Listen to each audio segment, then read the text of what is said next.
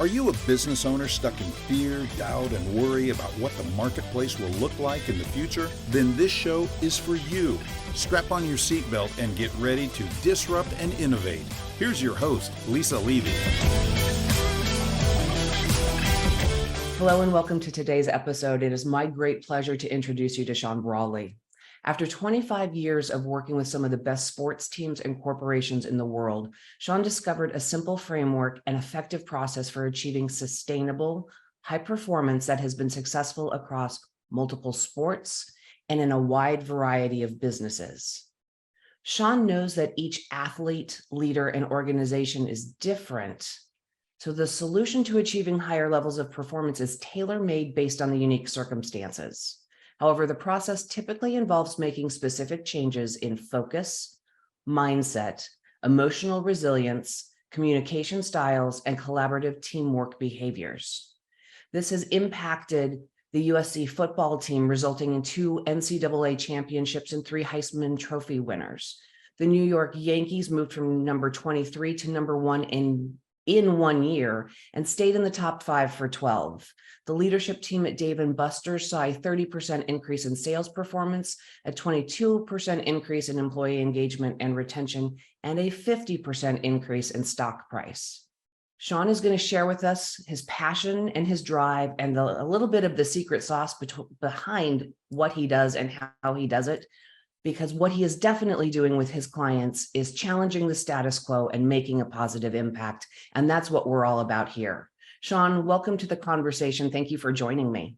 Thank you for having me. It's my pleasure. And I'm not sure where you got that bio from, but I need to get it back from you because I wrote it a while ago. It's quite, I liked what you wrote.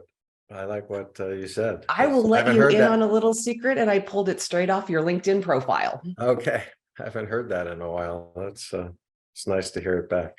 It's fun sometimes to hear that back, isn't it? Who we are and what we've actually achieved. I enjoy sometimes when people find little things that I don't use regularly, and it's like, oh, I guess I've done some good along the way. At least that's the hope, right? Sean, that's kind of the formal read of a little bit of your experience, right? And those are, some of those were early 2000s kind of stats. But would you tell the audience and share with us your story and really how you got to where you are today and what drives you in the role that you're in? Sure, I'd be happy to. I was a national junior tennis champion and played at USC and was on the ATP World Tour, got ranked in the top 150 in singles and doubles. And after I got off the tour, I went into business for about 5 years and didn't like it. So I got back into tennis as a coach. And within just a couple of months of doing that, I met Timothy Galway, who wrote the seminal classic, The Inner Game of Tennis, which has sold a couple of million copies now. It's about 50 years old. It's the #1 tennis book of all time and is considered the first sports psychology book ever written. And I just got really lucky that I met him and he agreed to mentor me. And we had a mentor-student relationship for almost 6 years. And for the last nearly 30 years, I've done projects with him off and on. And by virtue of what I learned from my own experience, first teaching people how to learn and perform better on the tennis court, I translated those skills to golf, to football, to baseball, and then to the corporate world. And the underlying thread or theme is that we're all human beings, and at some level it doesn't matter what culture where we're born, what culture we live in. We're all human, and there's a fundamental underlying way in which the mind impacts learning, performance, and the enjoyment of everything that we do. And when you start to learn about that, then you start to shift the ways that you teach, coach, and communicate with others. Kind of amazing at this point that 50 years later, that some of the basic principles of inner game are still, based on what I'm seeing out there, sort of innovative. Isn't it funny that innovation stands the test of time if you do it well? It is. And that's a great example. And the book has made an impact in sports, in business for, I'll put it bluntly, the duration of my lifetime. Yeah, the book is on the required reading list for the USC School of Engineering, the UCLA Social Studies program, in the Actors Studio. It still sells about 40,000 copies every year, and over half of the people that buy the book don't play tennis. And right, it's about the mind space to start with, I think is probably the foundational element in all of that. When you're working with your clients, whether it's a sports team or a business, how is it that you get them to the right place to start this process with you? Because I have to imagine, to a certain extent, you are dealing with groups who are by nature high performers. That is how they're wired. And you're telling them that they aren't achieving as much as they possibly could. How do you break through that first layer? And I'm imagining that it's there of resistance. Yeah, I don't break through anything. I mean, everyone is always resistant to change, but that change is that resistance is typically change that is coming from the outside. So we resist somebody else telling us we need to change. But, it's part of the coaching process is to facilitate someone's, opening and understanding and increase their awareness simply of where they are now and where they'd like to be. That's all up to them. That has nothing to do with me. That's their own values, their own desires, their own dreams. And sometimes people, whether it's an athlete or an executive, they come to me and everything is totally fine. And they're just looking just like the Olympic athletes, Tiger Woods, you name it. All the best athletes in the world all have coaches, even though everything is fine. But sometimes people come and they're having a problem and they're stuck, or there's a block of some kind, or they're struggling with something. And, so then that's also often their motivation. But yeah, I don't tell them that, every once in a while I can share with them that based on my own observations and working with others, that there's a lot of potential that they could more fully express. But it's not my job to tell them what they can and can't achieve, and what those goals are. So really, it's about them understanding and having the openness about what, and you use the words, their awareness, their desire. In business space, we use the what's in it for me, right? They have a clear idea of what they're going after and their why. So that's critical. Yeah, Tim Galway taught me, one of my very first lessons was in a battle between the teacher and the student will always win because the student is in charge of his own or her own learning, right? Her own growth, her own resistance, her own everything. He's the one that is in charge of that. So I respect that. The main thing is when I start is just to make sure that we start with them feeling safe. And that has become I've always known that was important, Lisa, but the last few years, I don't know if it's the external events, pandemic, the Ukraine war, or, all sorts of different events around the world, climate change.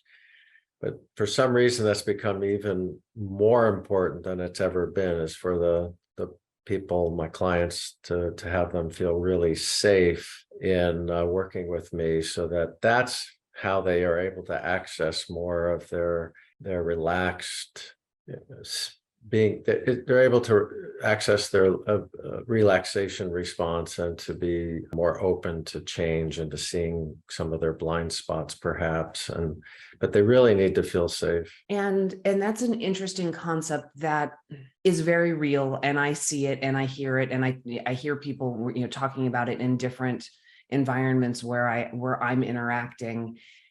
And I don't know, I think that the idea of it we've used for years. I don't know that prior to the last 4 or 5 years that we talked about it as openly as we do, that idea of psychological and physical safety. And I think right now both are very real. How do you create the safe space? Well, first with my own presence, like if I'm relaxed, if I'm calm, then that has an impact immediately on my client, my tone of voice.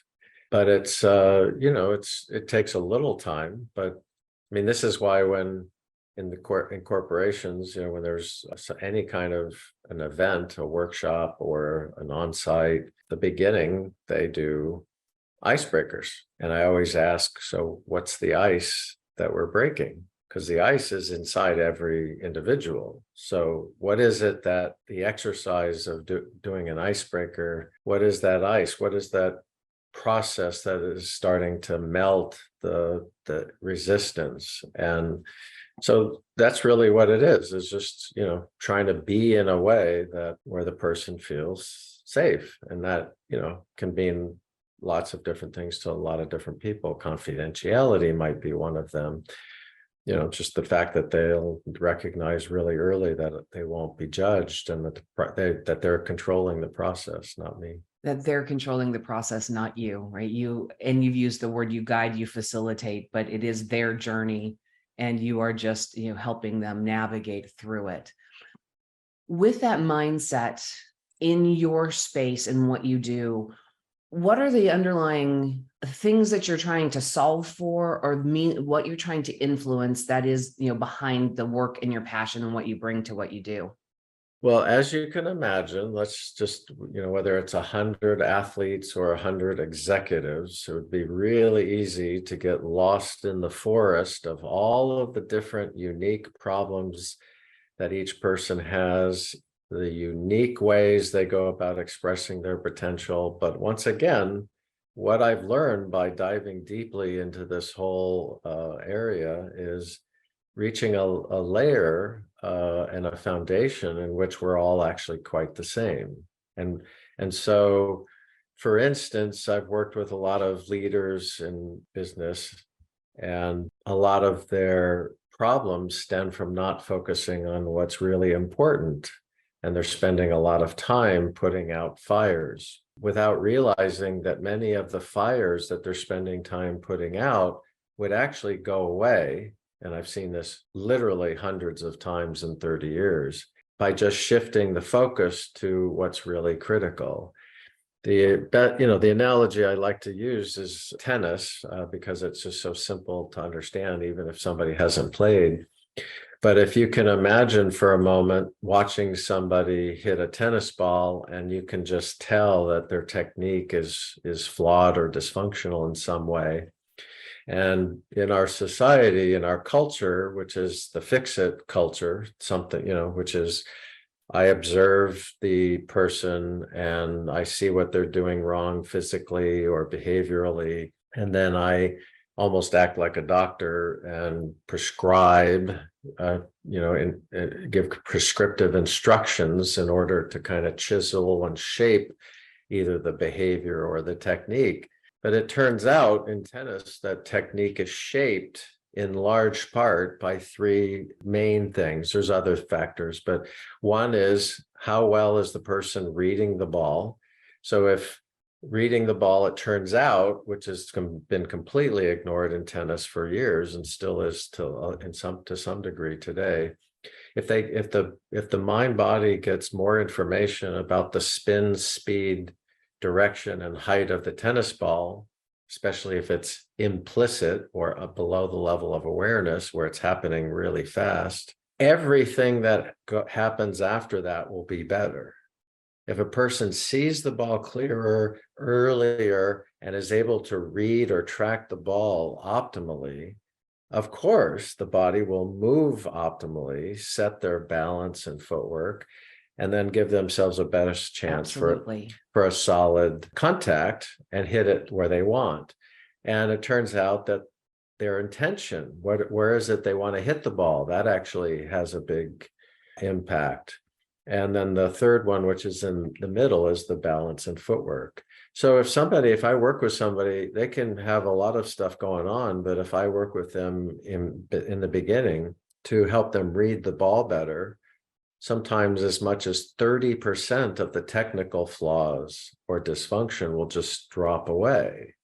If I help them with their posture and their balance to have a firm foundation, because the body is a kinetic chain, moving on up from the ground and the feet all the way up to the shoulders and head. If their posture and balance improves even just a little bit, 10, 15, 20%, their dysfunctional movements will shift. What we call poor technique, but those are movement dysfunctions. But they'll because we've been compensating. So in tennis, like what I will see is how somebody is compensating for not focusing on these important things, and that compensation can lead to problems. And that's exactly the analogy for the corporate world, is that by not focusing on what's critical. So for instance, a restaurant who doesn't focus, number one, on the customer and get information about the customer's dining experience in as close to the moment as they possibly can. If they're able to do that, then there's a lot of changes that will happen. The manager will suddenly get that information and be able to coach the server, be able to coach and tell the kitchen something, that's important. And it's the same exact process, focus on what is really critical. You actually have to ignore everything else, which is the hard part. And then everything starts to change, and they have to find out what that is. Like, what are those most critical elements? Absolutely. And one of the things, translating it into sort of more the language that I use with my clients and my interactions, right? If you start with that customer focus and you strip away everything in the process that doesn't add value to that customer, right? You get to that better experience, everything about how you perform improves. And taking it to that next level, the eye on the ball, you're now in that anticipatory space where you know what your customer wants and needs before they do. And so you are now exceeding expectation. And that is a formula for just outrageous success.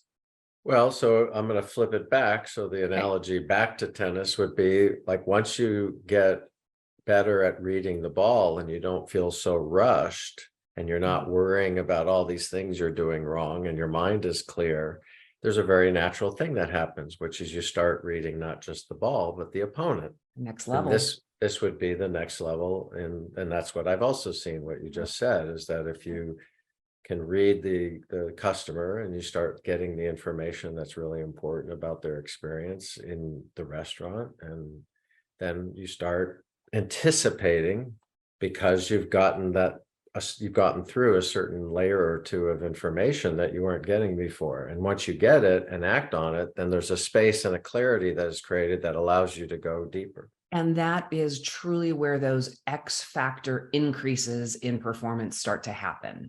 When we move from, it would apply to athletes or business professionals, when we are no longer reactive, we are proactive and anticipatory, we're literally ahead of the game. And that's where we start to see the results where, 50% increase, 25% increase. That's the space that gets us to that absolute performance level.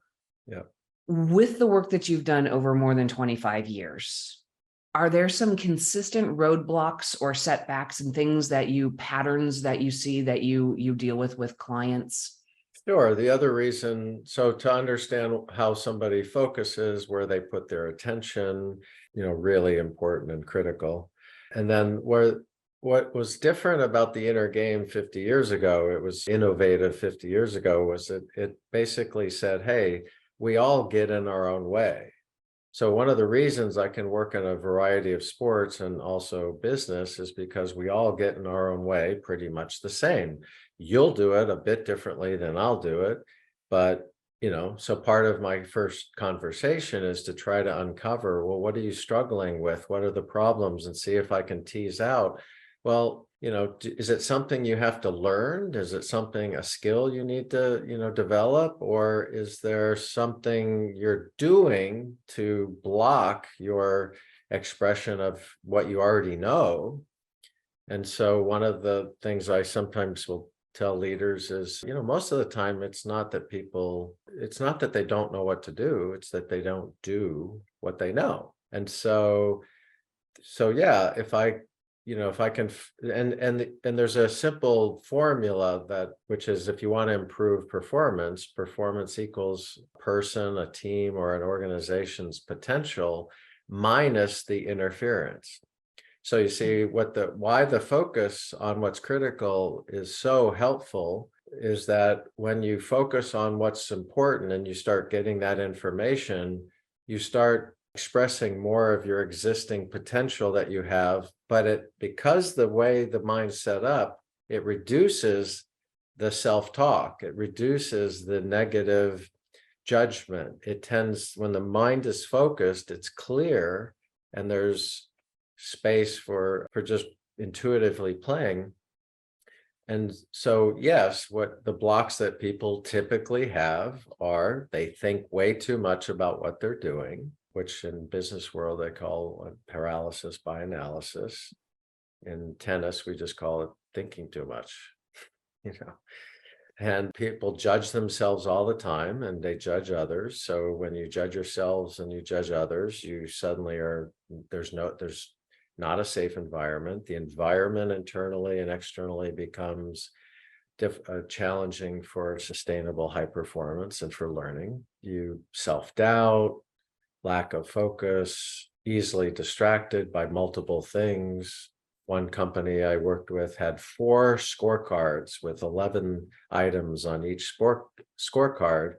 And essentially people were told these 44 things are really important. Well, that's not how the mind is set up. The brain or the mind is not set up to consider that. It's pretty much 3 to 5 things is enough.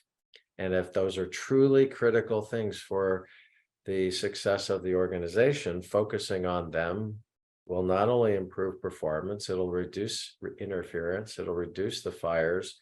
And then there's this really interesting thing called integration or association, where there's a ripple effect where it starts to go out. And so, like in tennis, as an example, if you focus on the ball and you get more information at the ball, there'll come a point where it plateaus, where you can't really get any better at that particular level that you're at. And so the mind starts shifting, it goes out in a ripple effect. And so all of a sudden, you might start having better footwork or balance because of the information that you've gotten, or you might start to notice that, where you're making contact with the ball very naturally. In business, as example, using the restaurant example, as they focused on the customer and got more information about the customer's experience, since the manager was getting real-time information and they were starting to coach the servers actually started feeling cared for. And so the employee retention numbers increased by 22%. But when they asked the regional vice president what was he doing to increase employee retention, he said, "I'm not doing anything." He didn't know that was a ripple effect by focusing on the customer's experience. But this is what I mean. It has this ripple effects. And because everything is systemic, our brains are not set up as individuals to think normally in a systemic way. And we can't know all of the ways in which our focusing will impact the system. It's impossible to know all those ways, but it will impact it nonetheless. Does that make sense? Oh, it absolutely makes sense. And in our role as an individual inside of a system, right, we need to understand our piece of the process, and we need to be really good at our piece. We need to understand what happens before us so that we know what we should be getting in, and we need to know what we're sending out. But beyond kind of those 2 touch points, we really have no direct influence over the ripples, but they are absolutely real. And they impact the overall performance. You were talking about these scorecards, right? 4 scorecards, 11 measures each. And really what that does to those teams is creates a panic a halt, right? Because the brain cannot comprehend all of those. So by having 44 priorities, you effectively have none. Yeah, I think initially there might be what you suggested is kind of like that research has shown that when given too many choices, a person will just have a kind of like a whoa, but what happens next is simply a shutdown. Like, yeah. I can't accomplish, they know they can't accomplish it. Mm-hmm. And so they're left to the whims of the daily experience of in the way that usually works is, as Steve Covey said so long ago, the focus becomes on what's urgent, not what's important. And when the focus is on what's urgent, that's a recipe for long-term disaster. Yeah, a friend of mine summarizes that experience as we're really good at right now. We have no idea if we're doing what's right. So really important to know what's the right thing to focus on and have somebody, whether it's a coach or a leader or a manager, to keep your focus on it. So for instance, with the restaurant chain I worked with, they had a manager visits to the table scorecard with 5 items on it, so totally separate from the other scorecards, by the way. And a leader decided that they were just going to focus on this one thing and forget everything else, just to see how it would work. And it worked with great success. And you have to forgive me, I've lost my train of thought. That's okay, but focusing on the 1 rather than the 5, I'm assuming where you were going was the impact that was made and the ripples that followed that were tangible. Yeah, it had something to do with what you said. I was playing off of, but I forgot. I lost the bookmark. So, oh well. And that's the beautiful thing about being human, right? Sean, as we've talked through today, we've covered lots of different things, right? Starting with the idea that, as a coach and an advisor, we come into this space sometimes because there's a challenge, but oftentimes because we have really high performers who still want to level up. And using the idea, it's a very comfortable space in sports to understand that. In business, sometimes that's still a little uncomfortable for leaders to say, I'm bringing in a coach, because they fear a perception of weakness.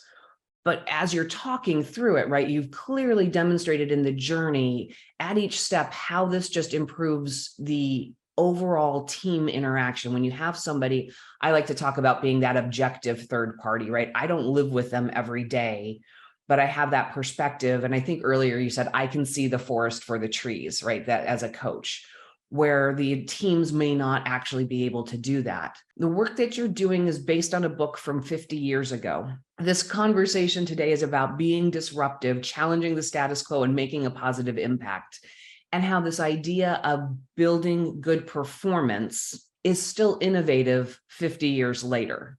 I have had a fabulous conversation, and I love the insights that you've shared and how you tie it all together and bounce between the sports and the business examples so that we can see that this is a human performance conversation. Mm-hmm. Are there any other thoughts that you'd like to share to tie up what it is that you do and the impact that it makes? Yeah, if there was, there's 2 things, and they're related. One is that what I've noticed over the last 4 to 5 years is the corporate environments, especially, becoming even more anxiety ridden than I've seen previously. And again, it could be the pandemic, it could be a lot of stuff that's happening culturally, Me Too, I mean, everything.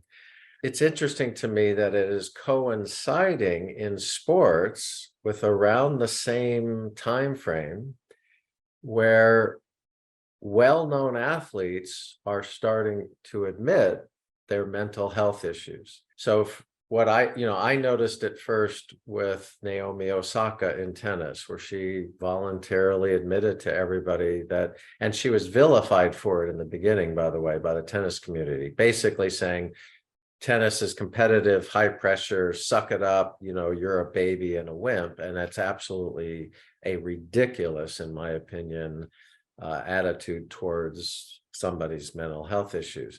And then, Simone Biles chose not to compete in the last event because of her issues that she was having.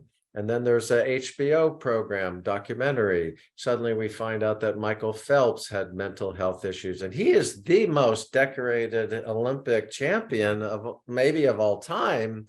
And we're seeing that, wait a second, underneath the hood is somebody dealing with tremendous pressure, alcohol problems. I mean, And I could keep going on. So at the same time that I was seeing these leaders and business, like just really having tremendous stress and anxiety, more than I've seen, it's something is going on collectively where I think that this is becoming important. And the business book of the year for 2023 is Leader as Healer, that addresses this very issue. That the leader as the director, command control, director of activities and goals and performance, it hasn't, the way we've been doing it really truly hasn't worked. I've seen it firsthand. I've been trying to work with leaders and executives within this pretty toxic environments. And there is I would really, if somebody heard this and could somehow realize that, what they're experiencing is pretty normal, that the anxiety they feel, the stress, the lack of sleep, all of these things. And so there is a way to deal with that. There's a process in which I work with people where it helps to regulate the nervous system. And there's a whole new science, a neurophysiological science called the polyvagal theory that offers quite a number of ways in which you can learn to regulate your nervous system without having, and this goes to, what do I do at the end of my day? At the end of my day, I meditate. I sit and for 10 or 15 minutes and just scan my body and feel my body. And I do a couple of things like follow my breath and breathing, certain breath techniques that help to regulate my system. That way I don't need 2 or 3 beers in order to do that. So, but it's becoming more challenging for the leaders and executives to perform well and sustain it in the face of this, toxic environment. Absolutely. And, as you described all of that, one of the things that was going through my head is prior to the pandemic, and I don't know that the pandemic truly is the catalyst, but it's that moment in time that we kind of can hold on to. In conversations with leadership, a word that I never heard in conversation was vulnerability, right? And today we talk about it regularly, and you were describing it without using the word, right? Our mental health issues, the need to take care of people, the anxiety that we feel, right? All of this is us expressing our human vulnerability. And it is very real. And you referenced the idea of command and control. The way we've always done it doesn't work. We know this. It seems everybody knows this except for a handful of leaders who want to go back to that sense of control that they think that they had, but it's all an illusion. We need to be better as we move forward. And I think that the work that you're doing with athletes and with corporate leadership is an example of getting to that better way, that we are disrupting that status quo mindset that the way we used to do things was the right way, because we've got the statistics. We know that it's wrong. Sean, thank you so much for sharing that. And you wound in your kind of explanation of what you do to unwind at the end of the day without me even asking the question, which is absolutely awesome because you tied it all together for our audience. It was my great pleasure and honor to have you as part of the conversation today. Thank you, Lisa. It's a pleasure to be here. Thank you for the conversation. Absolutely. And for the audience, you know the rules. Don't get left behind. Join me next time. That's it for today's episode of Disrupt and Innovate. Head over to iTunes and subscribe to the show. Every single week, one lucky listener that posts a review on iTunes will win the grand prize drawing, a $15,000 private VIP day with Lisa Levy. And be sure to head over to disruptandinnovate.com and get your free copy of Lisa's gift. And join us on our next episode.